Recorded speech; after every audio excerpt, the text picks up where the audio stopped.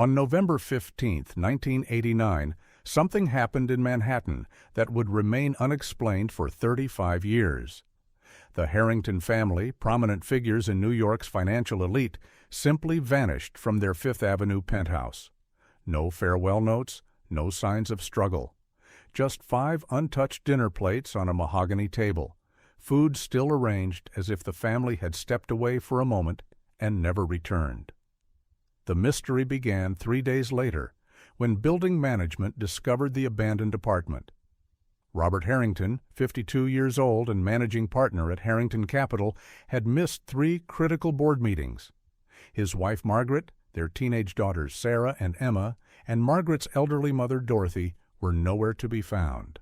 The doorman, Thomas Grant, insisted he had seen them enter the building at 6:30 that evening. They never left through the main entrance. Robert Harrington was known for his aggressive business tactics. A colleague once described him as the kind of man who would sell his soul for the right price, then find a loophole to buy it back at a discount. His investment firm managed over $200 million in assets, and his decisions affected thousands of lives. But those who knew him personally painted a different picture. He was devoted to his family, a neighbor recalled. Every Sunday you'd see them at brunch together. Always the same table at the plaza. 7 days before the disappearance, tensions had reached a breaking point. Robert had filed an emergency injunction against his business partner, Marcus Chen. The dispute involved $12 million and allegations of embezzlement. Chen, 45 years old, had worked with Robert for 15 years. Their partnership had built Harrington Capital from a small hedge fund into a Manhattan powerhouse. Now that partnership was dissolving in accusations and legal threats. Marcus Chen was in the building that night. Security logs confirmed he had entered at 8:15, claiming he needed to retrieve documents from the office on the 32nd floor. The office was 10 floors below the Harrington penthouse. Chen's keycard showed he left at 9:40. But investigators would later discover something curious about those timestamps. The second person of interest was Elena Volkov, 38, an art dealer who had been helping Margaret Harrington build her private collection. Elena operated a gallery in Soho and had become a frequent dinner guest at the penthouse. Robert's calendar showed she was scheduled to join them that evening to discuss a potential acquisition, a Monet piece valued at $3 million. Elena would later claim she had canceled due to illness, providing a receipt from a pharmacy time-stamped at 6:45 that evening. The investigation initially focused on these obvious suspects, but there was a third person who would prove crucial to understanding what happened that night. David Mills, 29 years old, worked as the building's maintenance supervisor. He had been employed there for 3 years and was well liked by residents. Mills volunteered to help investigators, providing detailed records of all maintenance work, security protocols, and building access points. He seemed eager to assist, staying late to answer questions and offering theories about how someone might have entered and left undetected. The morning of November 15th had begun normally. The family was seen having breakfast at the building's private restaurant at 8:15. The waiter remembered their order because Dorothy had sent back her eggs twice. She was particular about her breakfast, he said. Had to be over easy, not a second too long. Margaret had seemed preoccupied, checking her watch repeatedly. Robert was reading the Financial Times, occasionally making notes in the margins. The teenagers were discussing plans for Thanksgiving break. At noon, Robert returned to the penthouse alone. The elevator operator noted he seemed agitated, repeatedly pressing the close door button before the doors had fully opened. A phone call was logged from the penthouse at 12:30 to Marcus Chen's office. The conversation lasted 18 minutes. Chen's secretary remembered hearing raised voices through the closed door, though she couldn't make out specific words. Elena Volkov visited the penthouse at 2:30 that afternoon. She spent 40 minutes with Margaret, examining paintings in the study. A neighbor reported hearing classical music through the walls, Chopin's Nocturnus, Margaret's favorite. Elena left carrying a briefcase and a rolled canvas. She would later explain these were documents for insurance purposes and a small sketch Margaret was lending her for authentication. At 4 o'clock, David Mills performed routine maintenance in the penthouse. He was checking the heating system, preparing for the cold snap forecasted for that week. Margaret was present, working on correspondence in the living room. Mills would later recall she seemed distracted, starting several letters and discarding them. "She asked me about the service elevator," he said, "whether it was working properly. I told her we'd had some issues with the override system, but it was functional." The last confirmed phone call from the penthouse was placed at 7:15 that evening. It was to a Chinese restaurant 6 blocks away, ordering takeout for 5 people. The order was never picked up. The restaurant owner remembered because it included Robert's usual sesame chicken with extra sauce, a detail he never forgot. The credit card was charged, the food prepared, and eventually discarded when no one came. Between 7 and 11 that night, the Harrington family ceased to exist in any traceable way. Their cars remained in the garage. Their credit cards showed no activity. Their phones went silent. The penthouse lights stayed on until the automatic timer shut them off at midnight, a detail noted by a resident walking their dog. The service elevator log showed an unusual gap in its data. At 9:45, someone had used a maintenance override key to operate it manually. Only 3 such keys existed. One was in the building manager's safe, accounted for. One was in the security office, also accounted for. The third belonged to David Mills, who claimed he had been home by that time, watching television with his mother.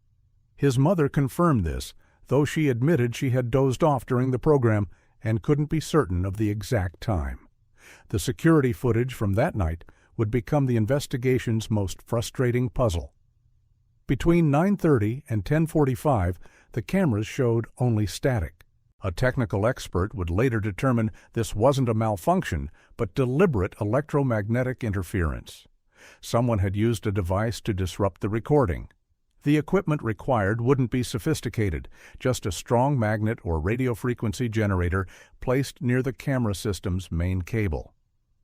Among the items found in the penthouse, investigators cataloged everything meticulously. Robert's study contained stacks of financial documents, some dating back 15 years. One folder, marked 1974 Personal, seemed out of place among the business papers.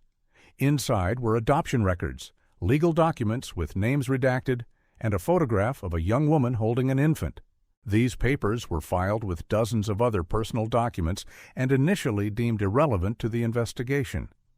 The dining room table told its own story. 5 place settings with meals barely touched. Robert's sesame chicken from their usual restaurant.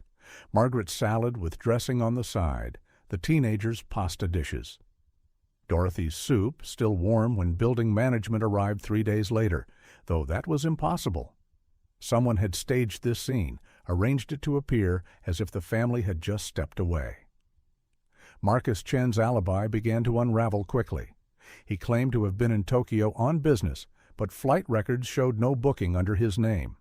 His assistant initially confirmed his travel plans, but when pressed, she admitted he had instructed her to cover for him.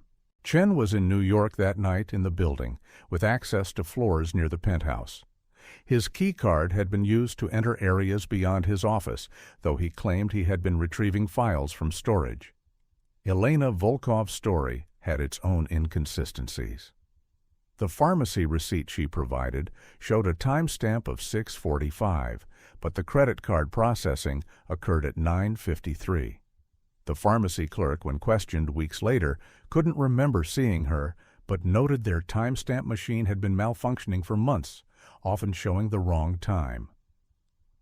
Elena had also made a large deposit into her gallery's account the next morning, $500,000, cash, which she claimed came from a private sale arranged weeks earlier.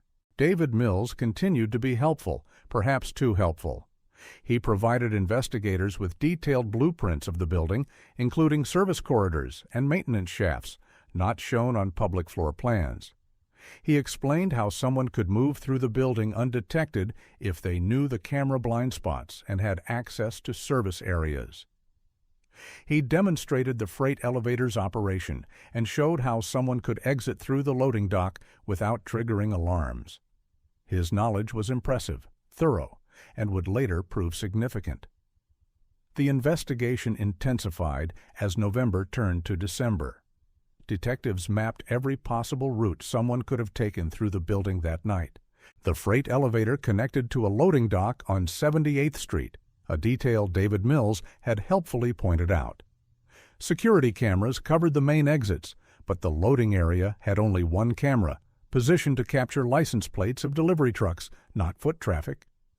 Mills explained that residents sometimes used this exit when moving large items, though it required a special access code that changed monthly. Marcus Chen's financial records revealed deeper troubles than anyone had suspected. The $12 million dispute with Robert was just the beginning. Chen had taken out personal loans totaling $8 million, using his partnership stake as collateral. If Robert's injunction succeeded, Chen would lose everything. His wife had filed for divorce 2 months earlier, citing financial deception. Chen was desperate, a man watching his life collapse. But desperation didn't equal guilt, as investigators would learn. The phone records from that night painted a curious picture. The 7:15 call to the restaurant lasted 90 seconds, normal for a takeout order. But the phone system showed another call at 7:18, lasting only 3 seconds, to a number that didn't exist in any directory. Technical experts suggested this could be a misdial or a system error. David Mills mentioned the building's phone system had been upgraded recently and still had occasional glitches. Elena Volkov's gallery was struggling financially, though she had hidden it well. Behind the glamorous openings and champagne receptions, she owed 3 months' rent and had maxed out her business credit. The $500,000 deposit would have solved her immediate problems. When investigators pressed about the money's source, she revealed a secret that changed the investigation's direction. She had been having an affair, not with Robert, but with his brother James, who lived in Boston. James confirmed he had lent her the money, providing bank records of the withdrawal. The building's residents began sharing their observations from that night. A woman on the 40th floor reported hearing the service elevator running repeatedly between 9 and 10, unusual for that time of evening. A man on the 43rd floor noticed water dripping from his ceiling around 10:30, suggesting activity in the penthouse above. These details seemed minor, but investigators knew that truth often hid in small observations. David Mills's mother, when interviewed again, admitted her son had been acting strangely in the weeks before the incident. He had been asking questions about inheritance law, reading books about estate planning. She thought he was being responsible, planning for his future. He had also been spending time at the public library, researching genealogy websites. Mills had told her he was curious about his family history, nothing more. The forensic accounting revealed something significant. 3 days before the disappearance, Robert Harrington had scheduled a meeting with his attorney to modify his will. The appointment was for November 20th, 5 days after he vanished. The proposed changes weren't specified in the calendar entry, but his attorney recalled Robert mentioning family complications that needed addressing. The attorney-client privilege prevented him from sharing more details. Weather records showed that November 15th had been unseasonably cold, with temperatures dropping to 38 degrees by evening. The penthouse windows were all closed and locked from the inside when building management entered 3 days later. The heating system was running normally, set to 72 degrees as Margaret always preferred. These details mattered because they suggested the family hadn't left in a hurry. Someone had taken time to secure the apartment. The static on the security cameras wasn't random. Analysis showed a pattern consistent with a handheld electromagnetic pulse device, the kind used to test electronic equipment. Such devices were readily available to building maintenance staff for checking electrical interference in resident complaints. David Mills had signed one out from the supply room a week earlier, citing elevator sensor issues. He had returned it November 16th, the day after the disappearance. Elena Volkov remembered another detail during her third interview.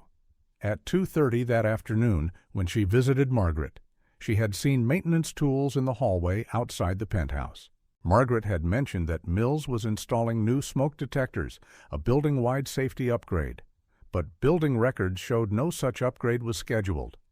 Mills, when asked, said he must have been doing preventive maintenance, though he couldn't find the work order. The missing work order became a focus of investigation. The building's maintenance system was computerized, with every task logged and tracked. Mills had access to create, modify, and delete work orders as part of his supervisor duties. The system showed gaps in the data, entries that had been removed. The IT specialist who examined the system found that someone had deleted 6 work orders from November, all related to the penthouse. Marcus Chen's movements that night were reconstructed through keycard data and witness accounts. He had entered his office at 8:15 as logged. His computer showed activity until 9:20, mostly accessing financial databases and sending emails. But there was a gap from 8:40 to 9:10 when his computer was idle. Chen claimed he was reviewing paper files, but 30 minutes seemed long for simple document retrieval. The elevator operator who worked until 8 that evening remembered something odd. David Mills had ridden up with him around 7:45, carrying a large duffel bag. Mills had said it contained emergency equipment for a reported leak on the 45th floor. But the 45th floor resident later confirmed no leak had been reported and no maintenance visit had occurred. Mills claimed he must have gotten the floor number wrong, an honest mistake. Phone records revealed Marcus Chen had tried calling Robert's private line 6 times between 9 and 9:30 that night, all unanswered. Chen's explanation was that he wanted to discuss a settlement to avoid the legal battle that would destroy both their reputations. He had been willing to admit fault, to pay back what he owed. But Robert never answered. The calls went to voicemail, which was never retrieved. The layout of the penthouse became crucial to understanding that night. The apartment occupied the entire floor, with 2 entrances. The main entrance opened to a marble foyer with a chandelier that Dorothy had imported from Venice. The service entrance led to the kitchen and utility areas. Both doors had electronic locks that recorded every entry and exit. The logs showed the main door opening at 6:30 when the family returned, then nothing. The service door showed no activity after 4 when Mills completed his maintenance. But there was a third way into the penthouse that only appeared on the original 1928 blueprints Mills had provided. A dumbwaiter shaft, sealed in the 1960s renovation, still existed behind the kitchen wall. The shaft connected to the building's original service infrastructure, running from the basement to the roof. Mills had noted this as a historical curiosity, explaining it was completely sealed and inaccessible. Investigators decided to verify this claim. The examination of the sealed shaft revealed tool marks on the access panel, fresh scratches in the paint that had been touched up recently. Someone had opened this panel within the last few months. The shaft itself was dusty, but showed disturbances in the dust pattern, suggesting recent activity. A small piece of fabric was caught on a nail inside the shaft, blue polyester consistent with maintenance uniforms. David Mills's personnel file contained a surprise. His emergency contact wasn't his mother, as he had always claimed, but a woman named Patricia Mills in New Jersey. When contacted, Patricia revealed she was David's adoptive mother. She had raised him since he was 3 months old in 1960.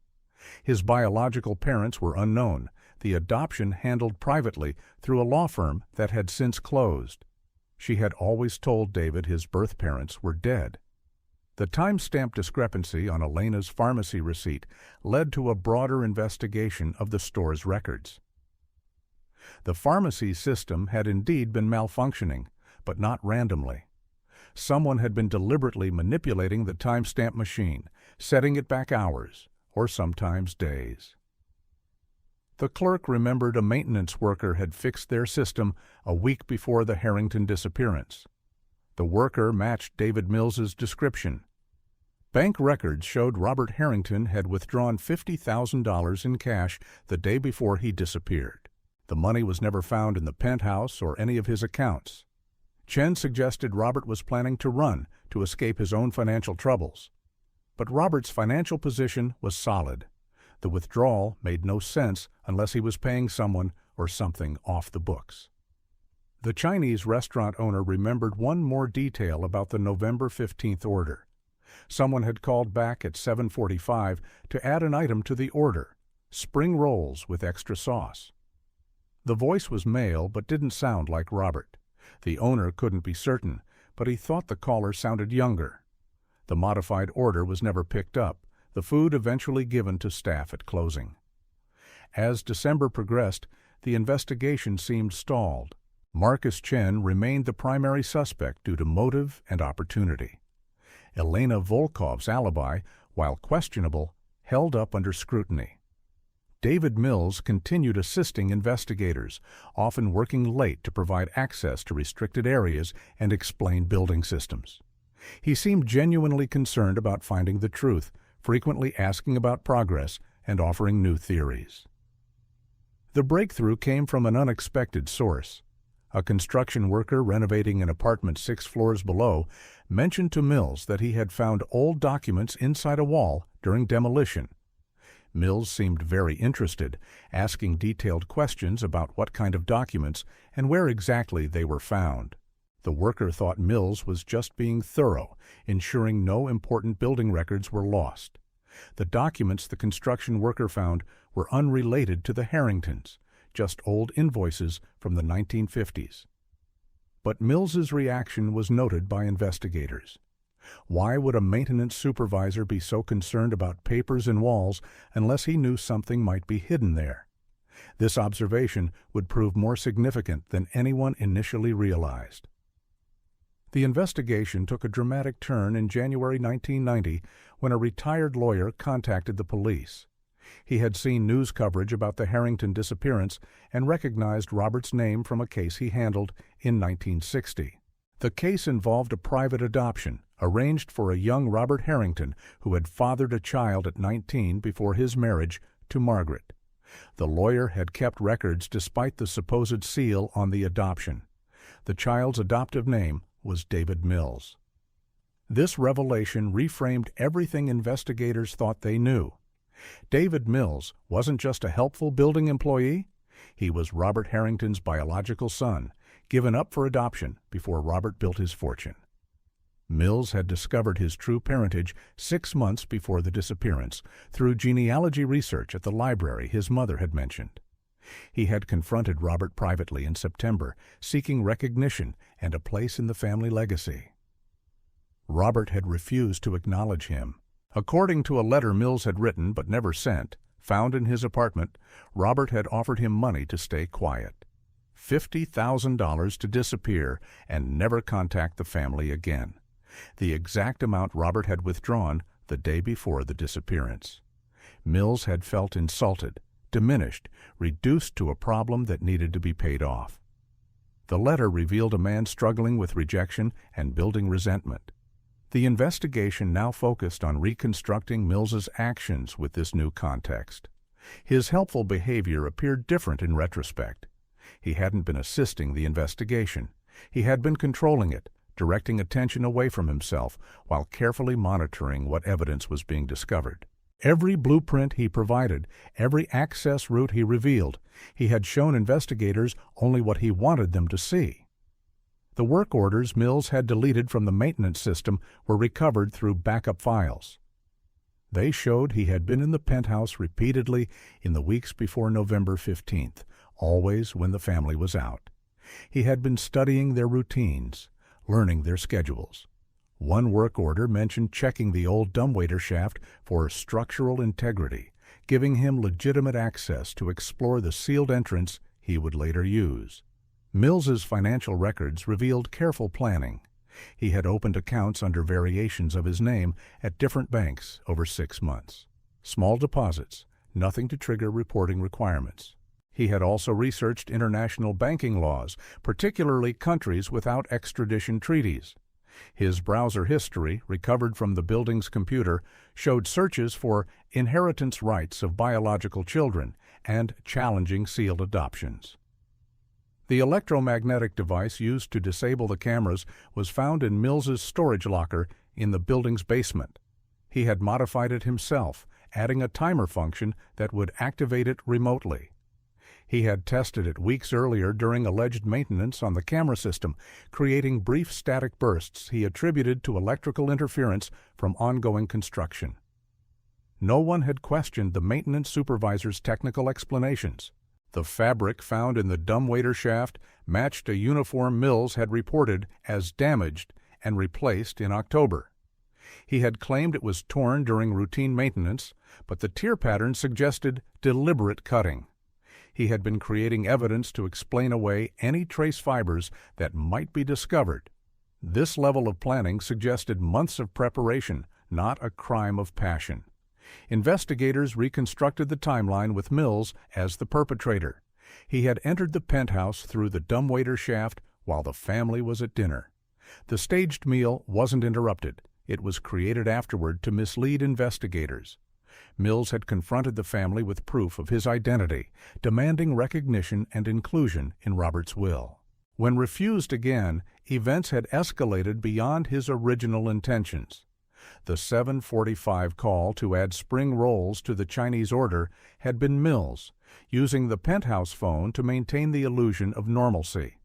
He knew the family's regular order, had probably heard them discuss it during his maintenance visits. This detail, meant to support an alibi, actually confirmed his presence in the penthouse at a time he claimed to be home. Mills had moved the family using the service elevator during the camera blackout he created. The freight exit led to a loading area where he had positioned a van earlier that day, registered to a fake maintenance company he had created. Building security hadn't questioned a maintenance vehicle in a loading zone designated for service use. The van was later found abandoned in New Jersey, thoroughly cleaned but with trace evidence in the carpet fibers. The water dripping reported by the resident below came from Mills cleaning the penthouse afterward. He had needed to remove any evidence of his presence, any sign of confrontation.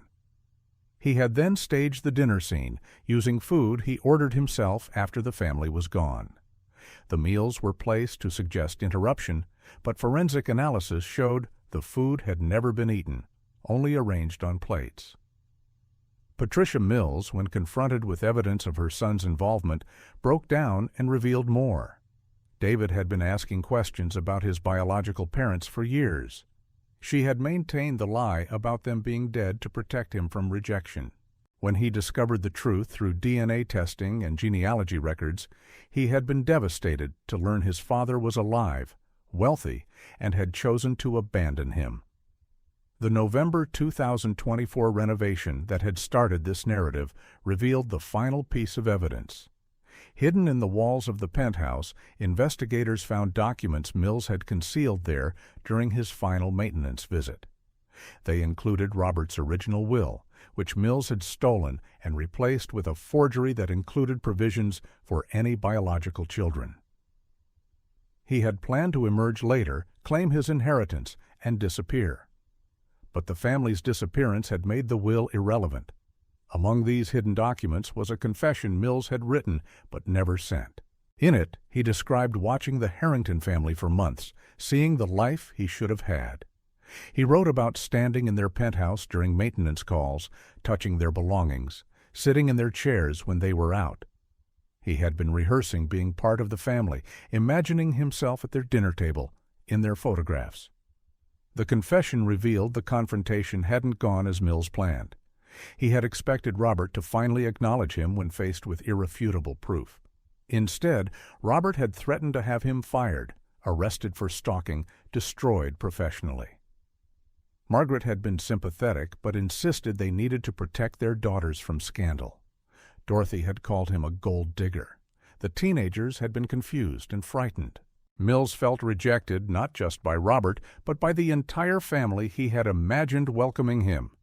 The tragedy of that night was compounded by miscalculation. Mills had only intended to force a conversation, to make them listen. He had prepared the service elevator and van as leverage, threatening to expose the family's secrets if they didn't acknowledge him. But Robert had tried to call security, forcing Mills to act. What followed was panic, not planning. The elaborate cover-up afterward was Mills trying to regain control of a situation that had spiraled beyond his intentions. Mills' knowledge of the building had made the cover-up possible. He knew exactly how long he had before security rounds, which cameras to disable, which exits to use. He had practiced the route dozens of times during his normal duties. The other residents and staff had seen him throughout the building so often that his presence anywhere never raised suspicion. He was invisible through familiarity. The spring of 1990 brought resolution. David Mills was arrested based on the accumulated evidence. He had been preparing to leave the country, his apartment packed, tickets purchased under an assumed name. The arrest was quiet, Mills offering no resistance.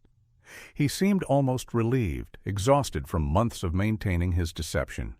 His first words to arresting officers were, "I just wanted him to say he was my father."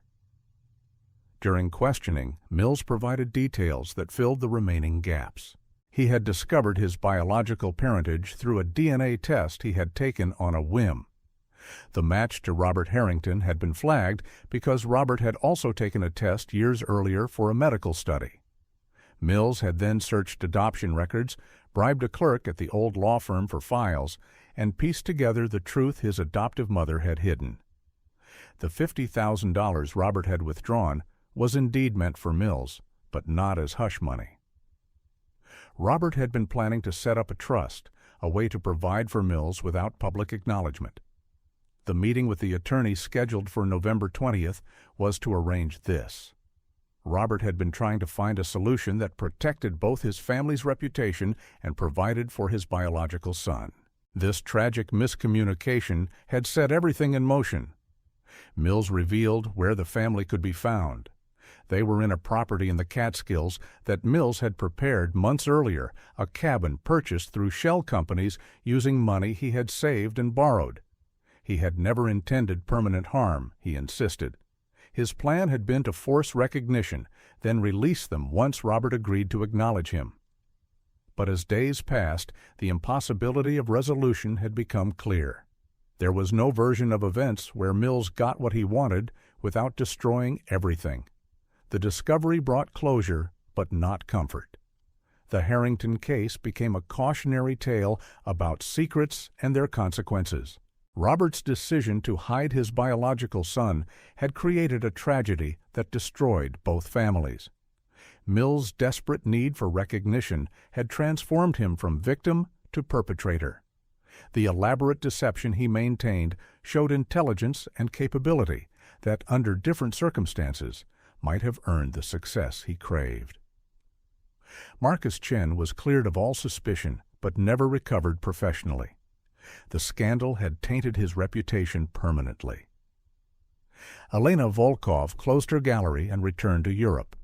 Thomas Grant, the doorman who had been the last to see the family, retired early, haunted by his inability to notice something was wrong. The building implemented new security measures, but residents never felt quite safe again. David Mills was convicted and sentenced, his biological connection to Robert considered during sentencing, but ultimately deemed irrelevant to the severity of his actions. His adoptive mother, Patricia, visited him regularly, maintaining that she should have told him the truth earlier. She blamed herself for the lies that had led to such devastating consequences. The Penthouse stood empty for years, its reputation making it impossible to sell. Eventually, it was completely renovated, its layout changed so dramatically that nothing remained of the original space.